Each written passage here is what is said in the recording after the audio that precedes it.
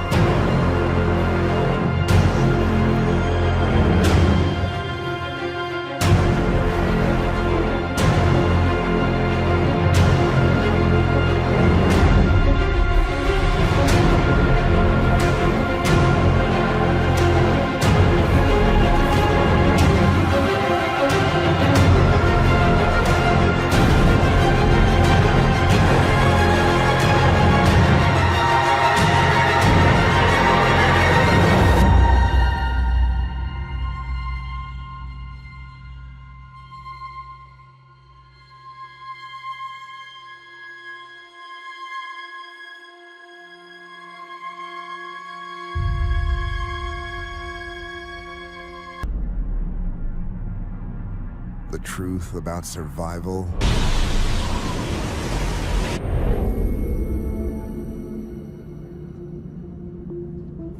We try to save our families.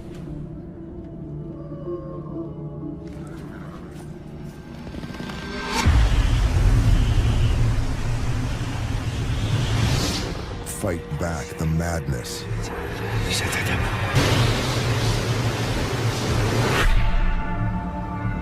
Hold back the corruption.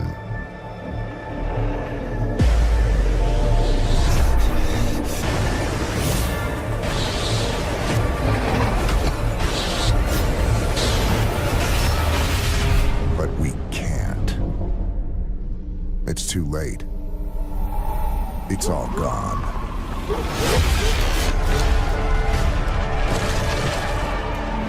Destroyed. The only thing left to give? Your life.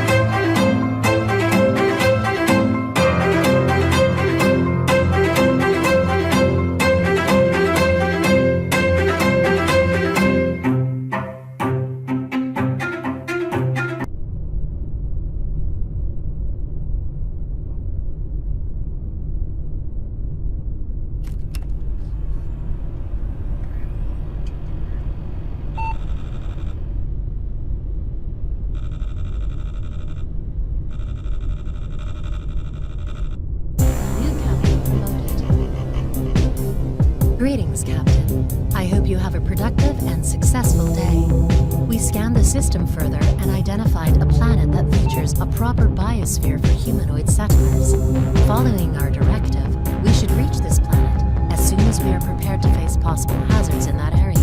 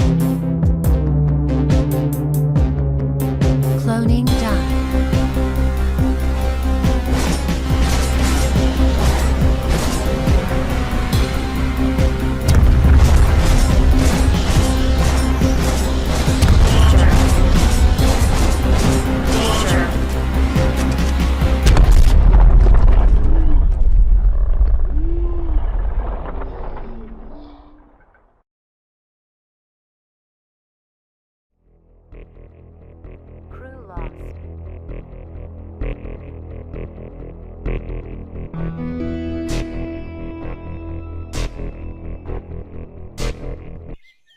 More or less, that was everything we wanted to show you about vaulting and climbing. As we've said before, it's nothing special. It's just a feature that'll keep you focused on the gameplay instead of going crazy trying to get through a door. Furthermore, there were a lot of questions about the release date and if there will be a testing phase or not. The game has entered the first closed pre-alpha testing phase. We have a squad of badass US Marines testing the game as we speak. Thank you for watching, and be sure to follow us on Facebook, Twitter, and our development blog at www.scumgame.com to find out more about things that will follow the first testing phase. Ooh-ah! By the way, did you notice this little cool thing that we did in the background? Watch closer.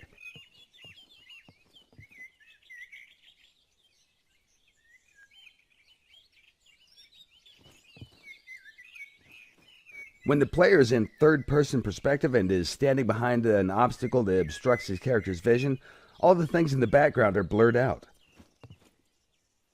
We use depth of field to reduce the advantage of third-person perspective over first-person perspective. The best thing is that it wasn't entirely our idea. It actually came from the Steam community pages, and we thought it would be great to have it in the game. It still has to be tested, though, but how cool is that? The game hasn't even been released yet, and we've already implemented some features requested by our community. That's you. Love you guys. You're great. Until next time, dick out for Scum.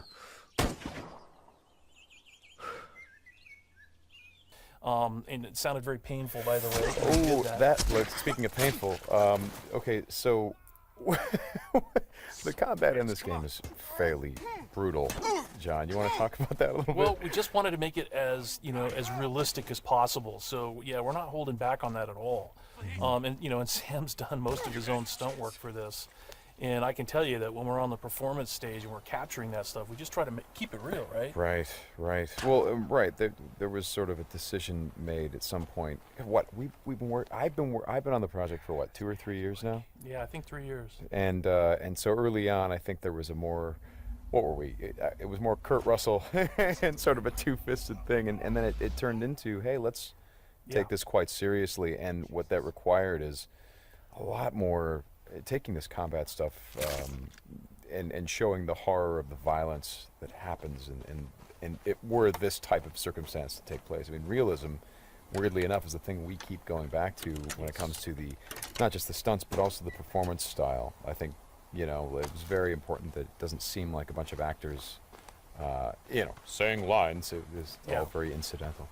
And we wanted the world to sort of reflect that as well. So you saw there that, Deacon broke into that emergency vehicle and found some supplies. So this is what we're calling our survival vision. So you saw that earlier when he was looking at Manny's bike on the ground. Mm-hmm. And it's just kind of a way of seeing tracks in the world and sort of imagining what might have happened.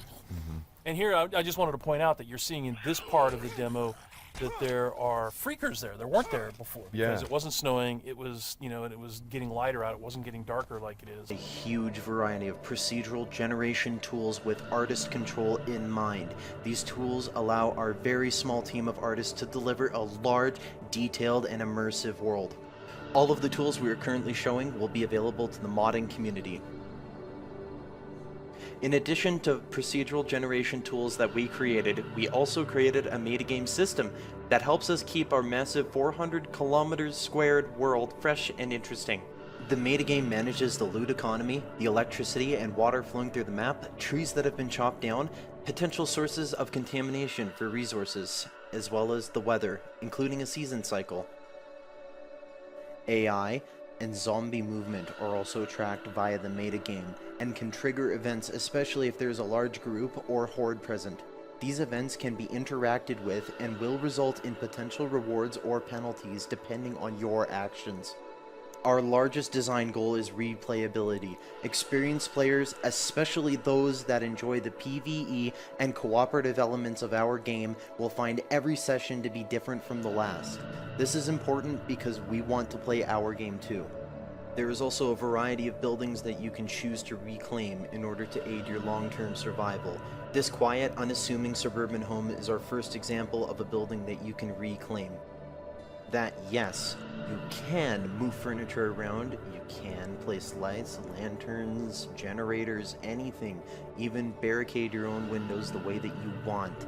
It is your house. Though, no matter where you decide to stay, you'll be responsible for getting the power back up, getting some water barrels, as well as maybe setting up some furniture. Another option to choose from is a loot-filled industrial warehouse. This is for players that like to customize their gear, as well as build things.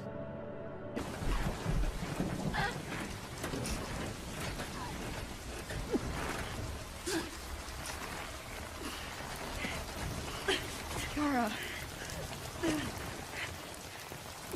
Demons are coming. Cut her down. She's one of them. Lev.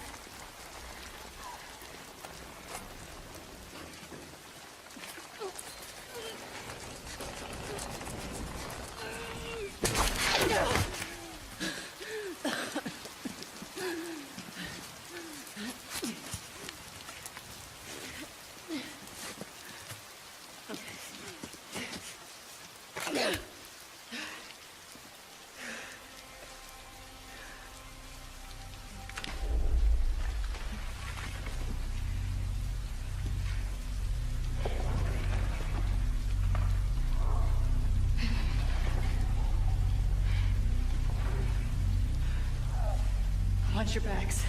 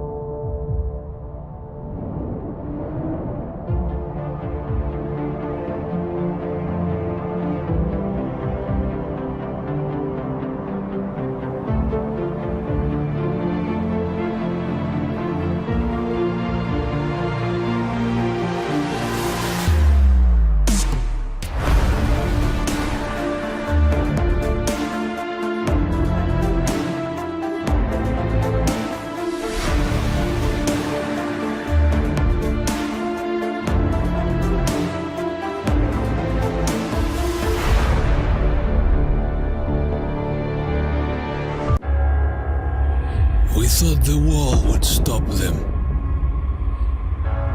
We hoped the cold would freeze them.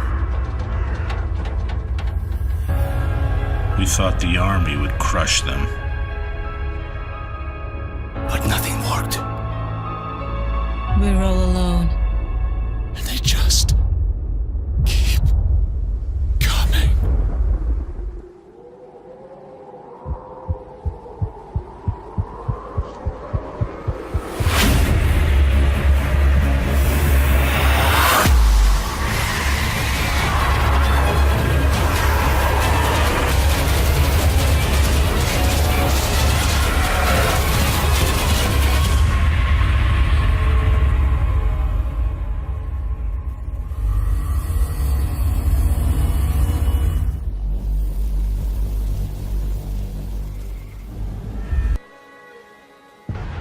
When the protectors can't even save themselves.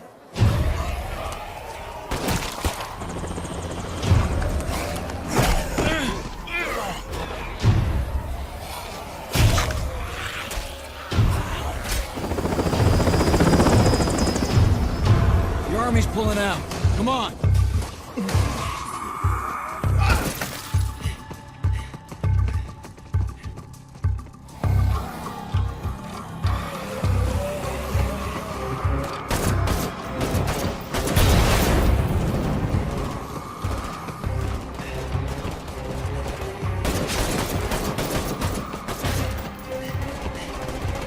Last truck, get in.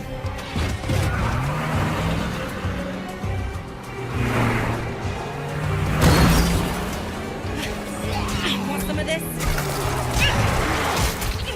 How about you?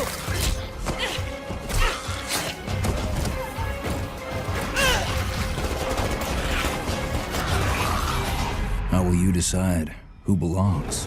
Thanks. I owe you.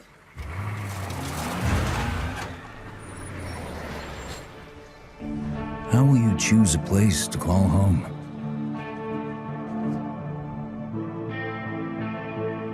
How will you build it?